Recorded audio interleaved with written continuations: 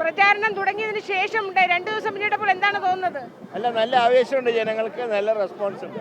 Door to door campaign തുടങ്ങിക്കഴിഞ്ഞു. ജംഗ്ഷനുകളുടെ visit നടന്നുകൊണ്ടിരിക്കുന്നു. ഇന്ന് ഒരു ഔദ്യോഗികമായിട്ടുള്ള റോഡ് ഷോ ആണ്. കാര്യങ്ങളെല്ലാം നല്ല രീതിയിൽ പോകുന്നുണ്ട്. ഏറ്റവും ശക്തമായ ത്രികോണ മത്സരമല്ലേ വട്ടിയൂർക്കാവ് പ്രതീക്ഷിക്കുന്നത്? എന്താണെങ്കിലും ഞങ്ങൾ ജയിക്കും. 8 വർഷത്തെ മണ്ഡലത്തിലെ പ്രവർത്തന പരിചയം എങ്ങനെ മുതൽക്കൂട്ടാകുമെന്നാണ്?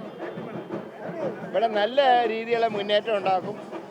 8 വർഷത്തെ വികസനങ്ങൾ, ഞാൻ തുടങ്ങിയ വികസനങ്ങൾ പൂർത്തീകരിക്കാനുള്ള പ്രവർത്തനങ്ങൾക്ക് മുൻതൂക്കം നൽകും.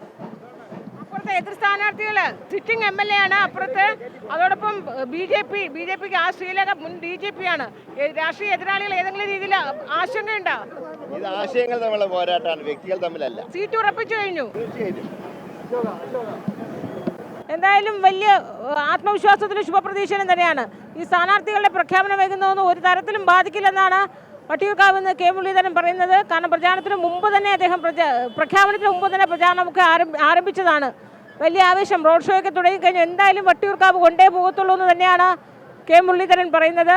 അനിൽകുമാറിനൊപ്പം അൻഫിലി ഡിസൂസ.